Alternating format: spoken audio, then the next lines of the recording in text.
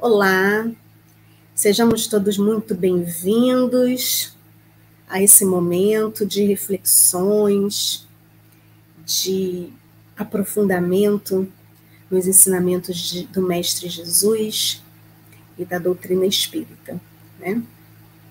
Então, que possamos estar com os nossos corações e mentes abertos para os ensinamentos que vamos receber durante esse estudo. Para iniciarmos, eu vou ler uma página do livro Pão Nosso, psicografado por Chico Xavier, pelo Espírito Emmanuel. Nós temos a orientação número 54, que diz: razão dos apelos.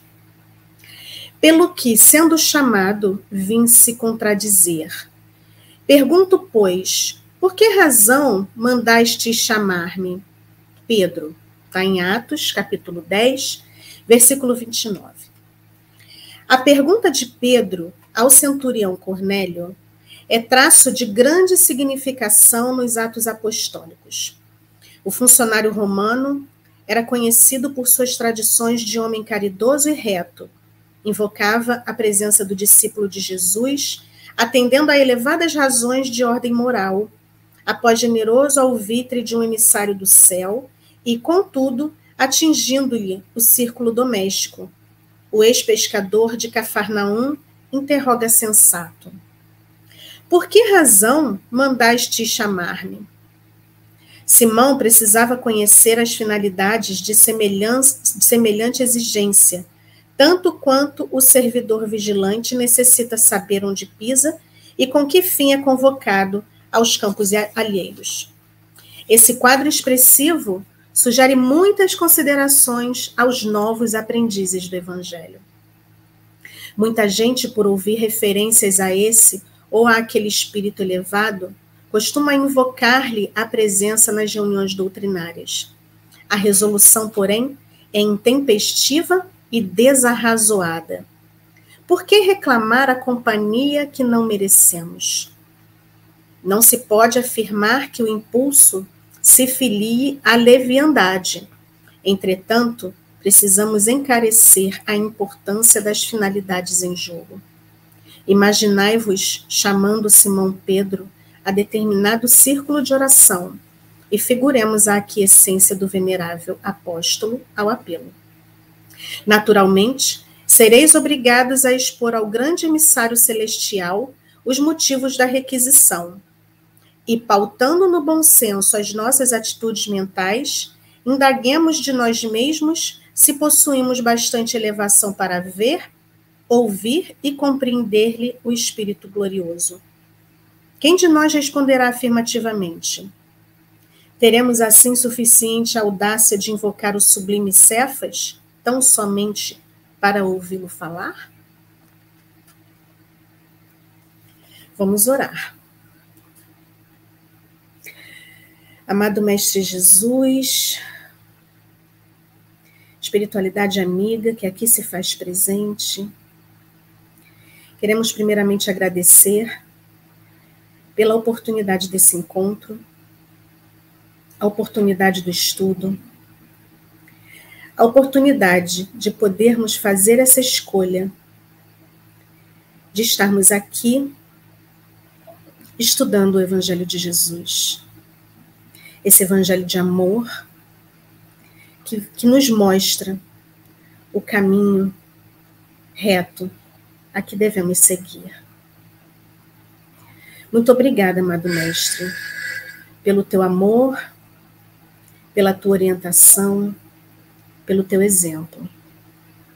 Que possamos estar abertos para os teus ensinamentos e que tu esteja aqui conosco, mas principalmente que nós possamos estar contigo.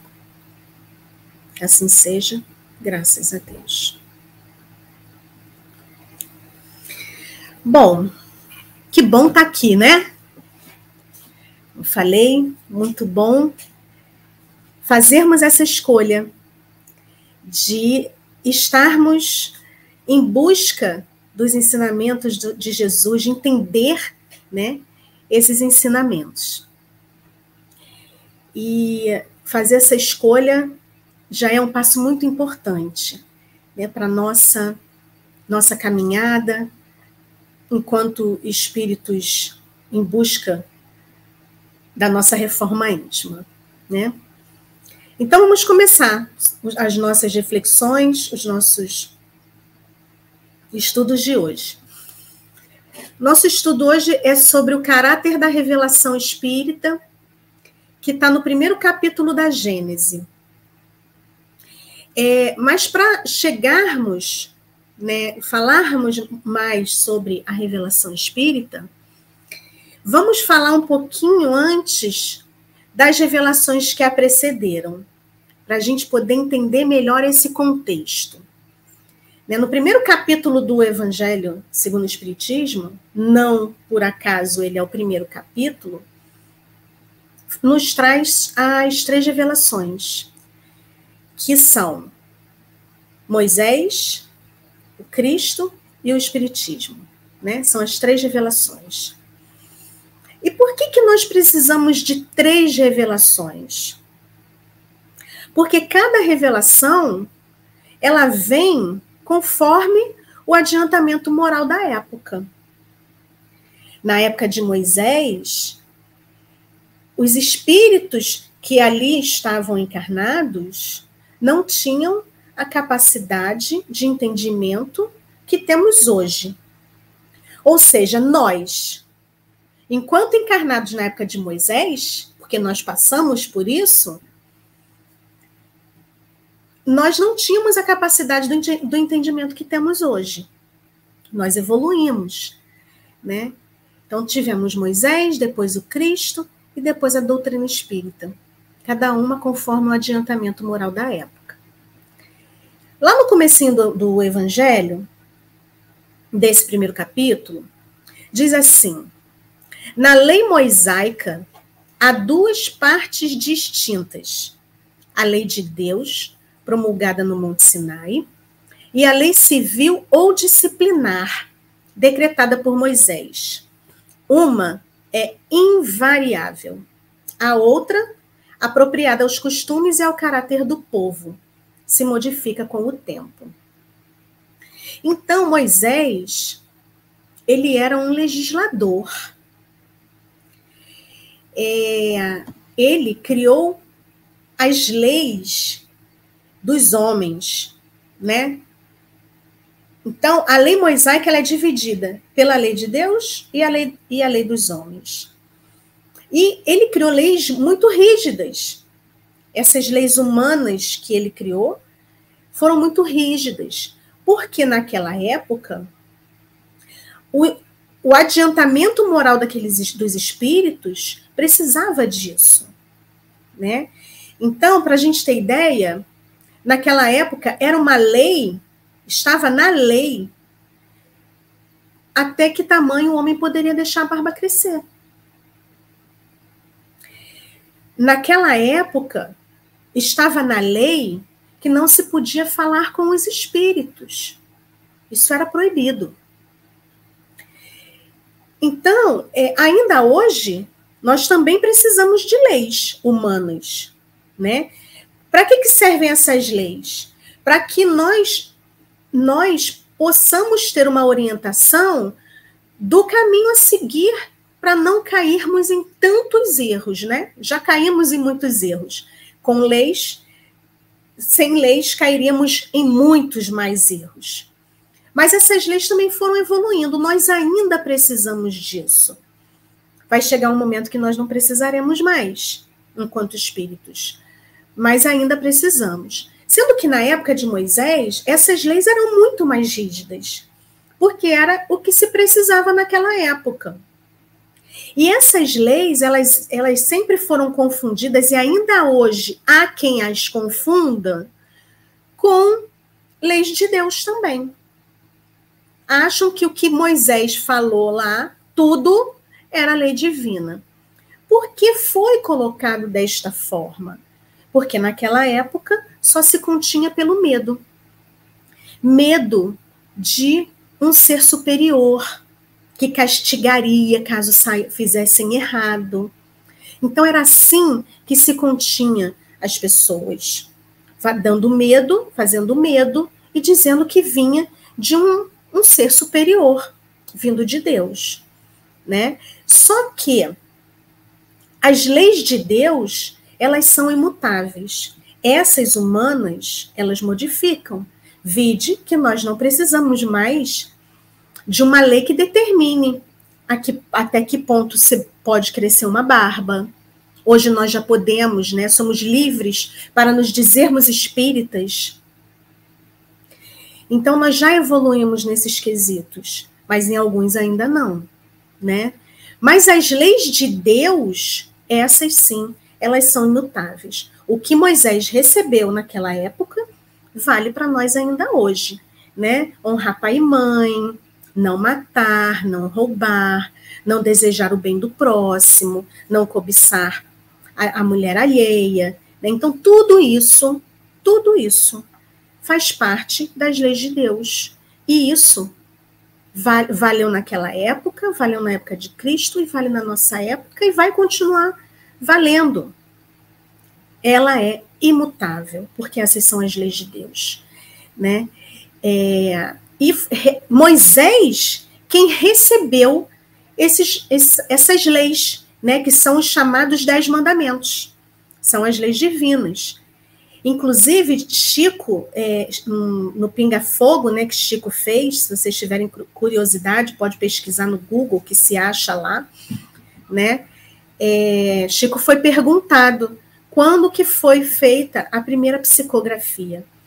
E ele disse que pode-se dizer que foram os 10 mandamentos recebidos por Moisés, né, porque ele realmente recebeu isso da divindade. E foi uma psicografia em pedra, né? Então, os espíritos, eles vão evoluindo, né? Nós vamos evoluindo enquanto espíritos.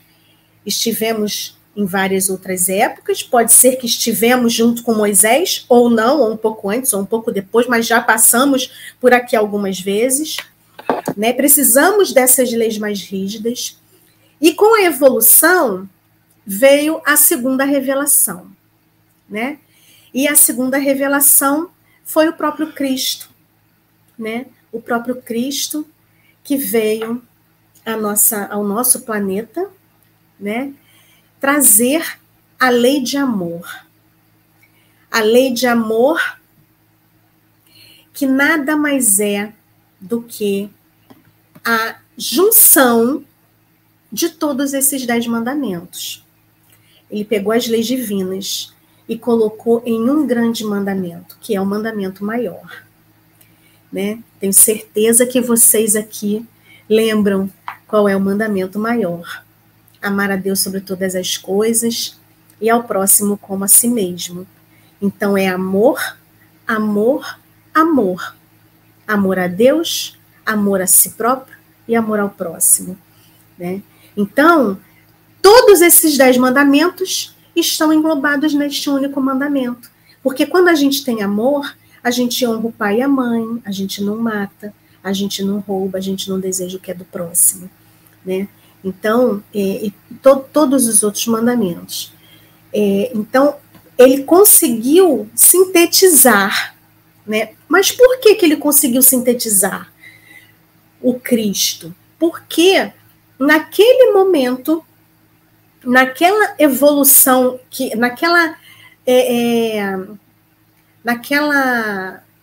no momento evolutivo, né, daqueles espíritos, já se tinha capacidade de entender desta forma que precisamos amar a Deus sobre todas as coisas e que precisamos amar ao próximo e precisamos nos amar.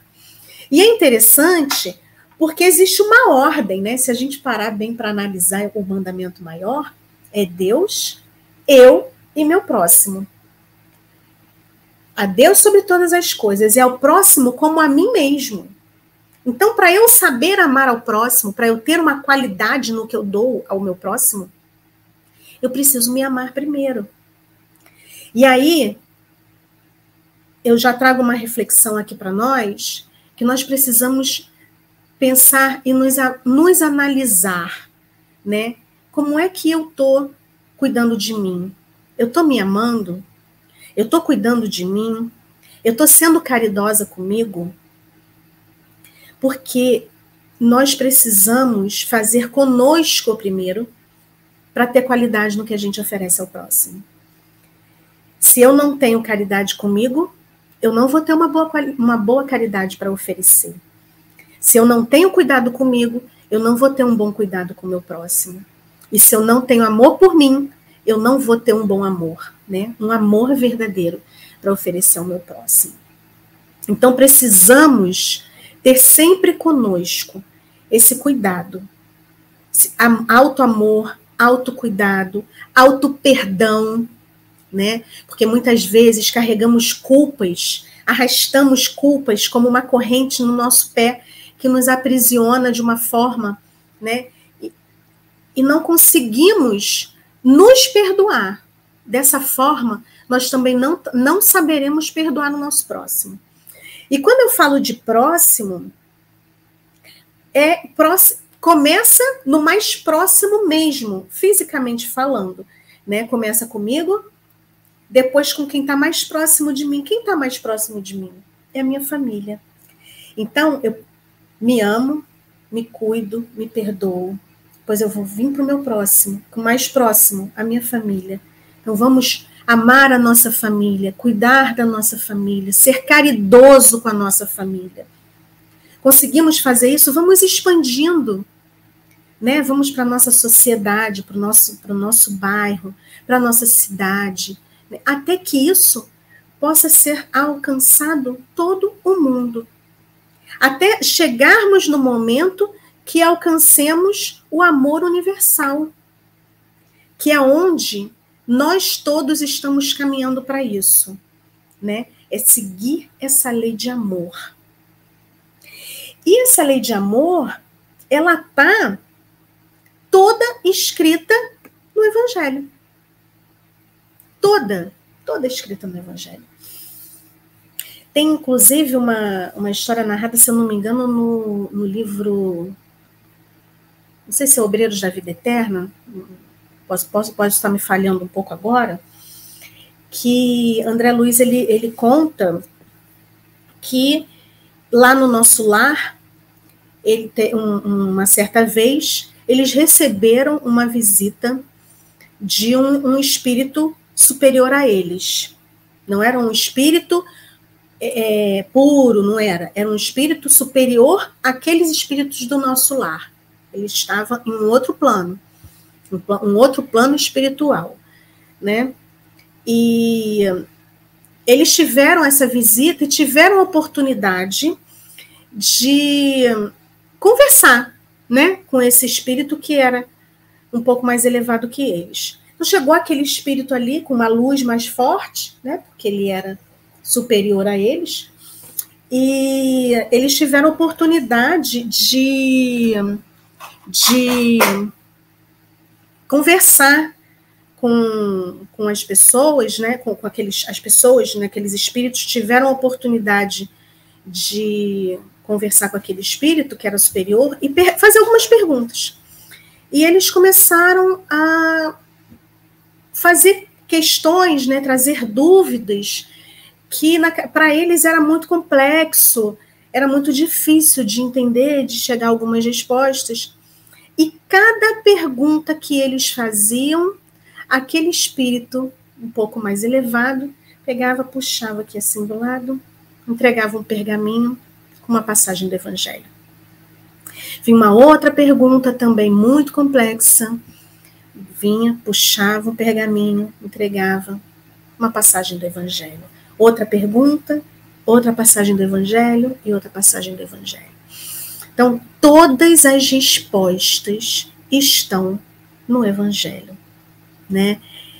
Esse livro de amor que Jesus deixou para nós, né?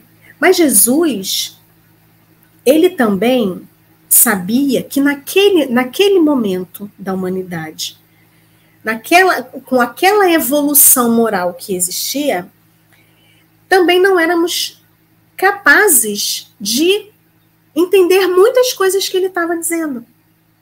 Então ele deixou muitas parábolas, por isso Jesus falou muito por parábolas, né? Para que nós pudéssemos entender no momento oportuno. E ele deixou prometido um consolador. Deixou dito que viria um consolador prometido, que seria a terceira revelação, que é a revelação espírita, né? Então, veio o espiritismo, veio satisfazer, né, o nosso anseio pela fé raciocinada, explicar tantos porquês, de onde vim, para onde vou, descortinar, né, esse véu da verdade para nós. E essa revelação, o espiritismo, né, o caráter da revelação espírita veio trazer a ciência que explica o sexto sentido, que é a mediunidade, né, que antes era proibido. Era proibido na época de Moisés, né? E não muito tempo atrás, nós nem podíamos dizer que éramos espíritas, não é verdade? Nem podíamos dizer que éramos espíritas. As pessoas, para serem espíritas, precisavam ter ficha na delegacia. E antes disso, nem isso. Falasse que era espírita, ia preso. Né? Se dissesse que falava com espíritos, ia preso. E isso não tem tanto tempo. Imagina na época de Moisés. Então, a revelação espírita ela veio trazer essa ciência, né? A ciência que explica a mediunidade. Então, a mediunidade que vem usando os médiuns, né? São reveladores, né? Os médiuns são reveladores. São médiuns inspirados, audientes ou videntes, né? Mas nem todos os médiuns são reveladores ou intermediários da divindade. E aqui cabe a nossa atenção, né? Porque muitas vezes a gente se pega naquela coisa de que veio da espiritualidade, é a mais pura verdade, está querendo bem, né? E nem sempre é assim. Por isso nós temos estudos, né, da mediunidade, nós precisamos trabalhar a mediunidade, educar, né, a mediunidade. E essa mediunidade a que eu estou me referindo é a mediunidade ostensiva, né? Porque todos nós somos médiuns, né? Nós somos intuídos, a intuição é uma mediunidade, né? Quando tem aquela coisa assim que vem, de repente vem um pensamento que você pega e fala assim, caramba, eu pensei isso mesmo, né? É a chamada intuição. É um tipo de mediunidade. Mas a mediunidade ostensiva, que são aquelas que realmente têm a comunicação com o espírito desencarnado, que ouve, que vê, que faz a psicografia, né?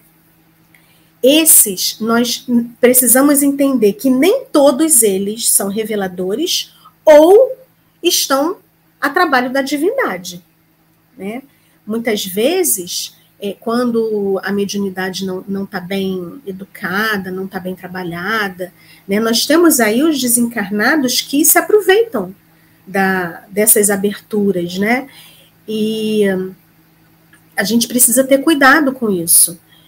E a gente aprende, né, aos poucos, como entender o que a gente deve e o que a gente não deve aceitar, né? Quem é que está trazendo, né? O médium, por exemplo. Você sabe se a gente sabe que é um médium que está sempre envolvido em boa ambiência, em boas energias, né? Muito provavelmente ele só será acessado por bons espíritos, né? Porque ele tem toda uma proteção. Agora, um médium que tem uma ambiência irregular, né? Com locais que possam estar mal frequentados espiritualmente. Então, dificilmente esses médiuns vão ser acessados por bons espíritos, né? Então, aí também a importância de sabermos onde vamos estar sintonizados, né? Então, também outra coisa, vem uma comunicação de um espírito dizendo que é para fazer isso, aquilo, outro, e essa orientação é uma orientação que vai gerar intriga, que vai gerar discórdia, né? Isso é coisa de bom espírito? Não, né? Bom espírito não vai se dar o trabalho de querer criar intriga, não é verdade? Bons espíritos não vão se colocar numa condição de criar discórdia, né? Bons espíritos, eles agregam, bons espíritos nos ajudam a pacificar, né? Não a guerrear, né? Então, a gente precisa sempre estar atento ao tipo de comunicação que estamos recebendo, né? Estamos, que eu digo, não necessariamente não é só o médium, tá? Nós, quando recebemos uma comunicação vinda de um médium recebeu a comunicação, essa comunicação chegou até nós e nós precisamos também ter esse cuidado. E aí, a gente tem aquela orientação, né? Que é muito, muito bem-vinda. Se você tem dúvida sobre aquela comunicação, recuse. É melhor nós recusarmos 10 verdades do que aceitar uma mentira, tá? Então, a gente precisa estar sempre muito, muito, muito atento sobre isso, né? E ainda falando sobre essa questão da mediunidade, como eu falei, nós todos somos médiuns, de uma forma ou de outra, ostensivo ou não, né? Então, todos nós somos influenciados, né? Quando nós somos influenciados, isso é um tipo de mediunidade. Nós estamos abertos a que espíritos venham nos influenciar. Espíritos desencarnados venham nos influenciar. Na verdade, nós somos influenciados e influenciadores de desencarnados e de encarnados, né? Mas falando de mediunidade especificamente, que é de desencarnado, nós somos influenciados. Então, nós precisamos cuidar dos nossos pensamentos e dos nossos sentimentos, né? Porque dependendo de como está a nossa mente, o nosso coração, dependendo da qualidade dos sentimentos que temos, dos pensamentos que produzimos, nós vamos sintonizar espíritos bons ou espíritos maus. Então, vamos cuidar dos nossos sentimentos, vamos cuidar dos nossos pensamentos, para que nós possamos atrair sempre bons espíritos para perto de nós, né? Nós aprendemos isso quando estudamos a doutrina espírita. Nós temos como um dialzinho, né? Uma frequência de rádio. Nós temos também a nossa anteninha, né? Que ela sintoniza com bons espíritos ou com maus espíritos. Então, que pensamentos nós estamos produzindo? Que sentimentos nós estamos semeando dentro de nós? Lógico, nós não vamos ser hipócritas e dizer que nunca temos sentimentos ruins ou pensamentos ruins. Estamos ainda no caminho. Somos ainda espíritos em evolução, ainda estamos no mundo de provas e expiações, né? Então, estamos ainda nesse caminho. Mas termos o cuidado de não deixar crescer um sentimento ou um pensamento ruim dentro de nós. Principalmente, não deixar que criem raízes, né? Porque quando cria raiz é mais difícil de tirar. Então, vamos ter cuidado com isso. Nós estamos na era da ansiedade, na era da depressão, né? Tudo é muito urgente, tudo é muita pressão o tempo todo, né? Nós temos aí a tecnologia que vem para nos ajudar, para nos auxiliar, mas que também acaba tendo o ônus, né? Que tudo ficou urgente. Eu costumo dizer, a gente usa o celular, né? Que é uma mega ferramenta, nos facilita a beça para tanta coisa, mas que acabou virando aquela coisa de urgente, né? Quem de nós não já passou pela situação que vai lá, entra no WhatsApp, manda uma mensagem, se a mensagem não dá 2 tiquezinhos, já fica logo preocupado, o que está acontecendo, aconteceu alguma coisa, e já gera aquela ansiedade absurda, né? Se a pessoa não responde logo, já está nervoso. Gente, vamos respirar, né? Vamos dar um tempo para nós, vamos cuidar dos nossos sentimentos, tentar baixar um pouco essa ansiedade, toda essa cobrança, né, que o mundo está nos impondo. Nós podemos ter controle sobre isso, sim, né? Vamos ter esse cuidado. E também nós podemos ajudar ao nosso próximo nesta questão, né? Quando nós percebemos que temos um próximo com um sofrimento, um sofrimento de ansiedade, um sofrimento de depressão, que possamos estender a nossa mão para auxiliar essas pessoas, que possamos ter ouvidos de ouvir, né? Primeiro perceber, né, que a pessoa está precisando de ajuda, oferecer ajuda, né? E que a gente possa dar ouvido, né, àquela pessoa, que muitas vezes só precisa ser ouvida. E quando eu digo ouvir, é ouvir sem julgamento, né? Nós temos aqui no Espiritismo, nós temos um problema muito sério de julgamento, porque às vezes, né, nós temos aí uma série o suicídio, né, é o mal do século também, né? Nós temos muitos suicídios. Na época da pandemia, todo mundo falava muito do Covid, mas o suicídio ele é uma pandemia silenciosa. Muitos de nós não sabemos disso. Ele mata muito mais do que o Covid matou, né? E ninguém fala disso. Ninguém fala disso. E aí nós temos aqui no Espiritismo uma ferramenta maravilhosa, né? Que nós temos esse conhecimento, mas imagina que chega um colega nosso do centro espírita, pega e fala assim: Fernanda, eu estou pensando, eu estou numa dor muito profunda, não estou suportando, estou pensando em suicídio. Aí eu viro e falo: que é isso? Mas como assim? Você é espírita, você sabe que não pode se matar, você sabe o que vai acontecer com você. A pessoa vai se fechar. E não vai mais colocar isso para fora, porque ela foi julgada, né? Então, que nós possamos saber acolher sem julgamento, ouvir, deixa a pessoa botar para fora, esvaziar esse sentimento ruim que está dentro dela, né? Porque a gente não pode esquecer que o Espiritismo, ele nos orienta, mas ele não faz com que os sentimentos ruins não surjam. Ele nos ajuda a trabalhar com eles, o que fazer com eles. Mas eles podem surgir sim. Muitos de nós, inclusive nesse momento, estamos com algum sofrimento.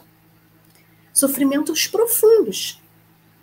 Vamos colocar isso para fora, buscar pessoas que possam nos ouvir. Não vamos deixar esses sentimentos criarem raízes, tá? Então, que possamos nos olhar, ter esse cuidado conosco. Se estivermos precisando de ajuda, que possamos pedir ajuda. E também, se alguém precisar de ajuda e procurar por nós, que nós também possamos ser essa ajuda que a pessoa está precisando. Tá? Isso também é viver o Espiritismo. Fora da caridade, não há salvação. Né? Então, meus amigos, essas são as reflexões que temos para hoje. Espero que possa ter ajudado a vocês, assim como me ajudou também.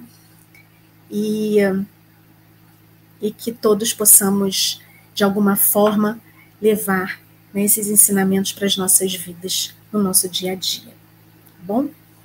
Então, para encerrarmos, convido a todos a fazermos a nossa oração de encerramento.